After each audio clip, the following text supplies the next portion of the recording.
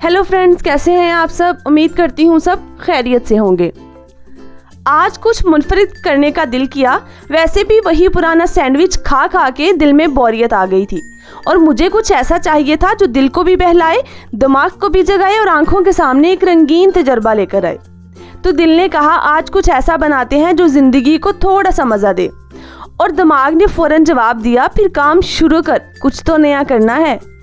अब ना कोई होटल, ना कोई शेफ और ना ही वो दोस्त जो हर वक्त ट्रेंडिंग टोटकों के पीछे दौड़ रहा हो। बस मैं, मेरा किचन और 3 सादा सफेद ब्रेड्स, जिन्होंने फैसला किया था कि आज की दास्तान में वो हीरो बनेंगे। तो तैयार हो जाओ, क्योंकि ये सैंडविच आपकी जिंदगी का सबसे मजेदार सैंडविच बनने वाला है।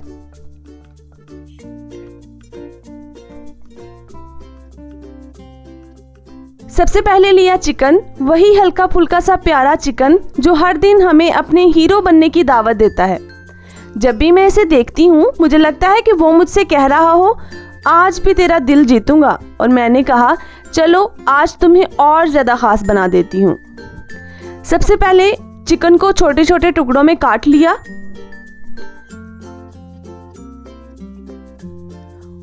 और कभी ना खत्म होने वाली एनर्जी के साथ फिर आई मैरिनेशन की बारी। अब तक सब कुछ बस हंसी मजाक में चल रहा था, लेकिन यहाँ से गेम थोड़ी संजीदा होने वाली है। नमक, मिर्च, दही, सोया सॉस, लाल मिर्च और कुछ साथी राज जो अम्मी बचपन में छुप छुप कर डालती थी। हाँ, वही सबसे अहम चीज़, मोहब्बत। क्योंकि जब तक खाने में मोहब्बत ना हो जायके कहाँ आते हैं भाई।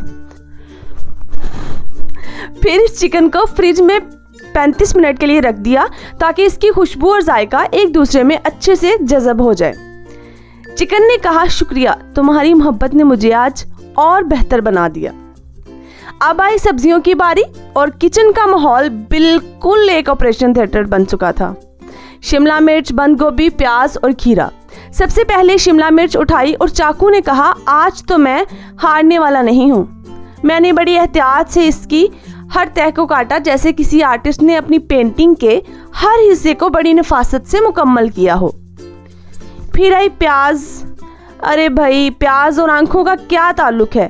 वही बचपन के दिन याद आए जब प्याज काटते हुए आंखों में आंसू आ जाते थे, जैसे कोई उदास ड्रामा चल रहा हो और आप खुद को उसका हिस्सा समझ रहे हो। लेकिन मैंने दिल में कहा नहीं, प्याज के आंसू नहीं है, ये तो जायका है भाई।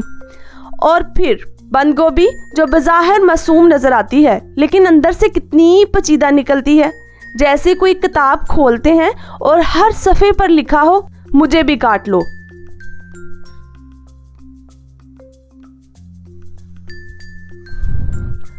और आखिर पे आई खीरे की बारी। इसका जायका और फ्रेशनेस इतनी ताकतवर थी कि वो सब्जियों के दरमियान एक नया रंग भर रहा था। मैंने इसे आहिस्ता आहिस्ता काटा, जैसे वो मेरे किचन के सरपरस्त की तरह मुझे कह रहा हो बहुत हो गया, अब हमें भी तो जगह दो। और फिर इसके टुकड़े एक तरफ रख लिए और दिल में सोचा ये सच में सैंडविच के जायके में कुछ खास डालेगा। उसके बाद सब्ज मसाला, हरी मिर्च जो छोटी सी थी और मैंने बिल्कुल भी नहीं ऐड की। अब सब सब्जियों को बड़े प्याले में डाला और मायोनीज, ब्लैक पेपर, नमक और जरा सी कुटी लाल मिर्च डालकर हर चीज को मिक्स किया। और जब सब कुछ मिलकर यकजान हो गया तो सब्जियां भी कह रही थीं शुक्रिया, हमें ऐसे मिक्स किया जैसे एक खूबसूरत मोहब्बत की कहानी लिख दी हो।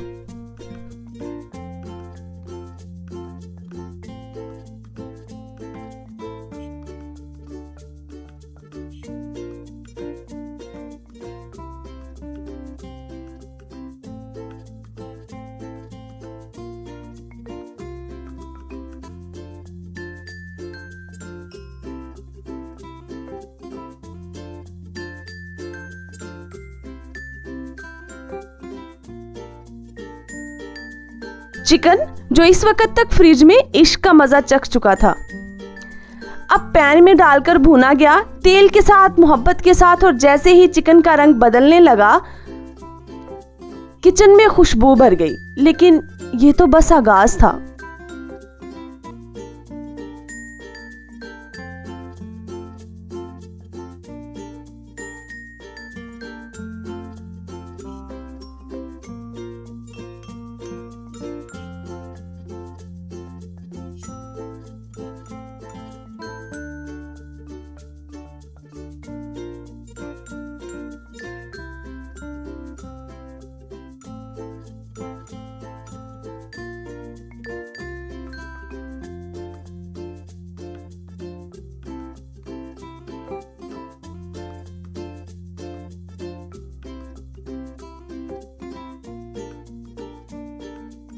अब मैंने कोयला गर्म किया, फिर वो कोयला चिकन के दरमियान रखा, तेल की चंद बूंदें इस पर डाली और फिर ढक्कन बंद कर दिया।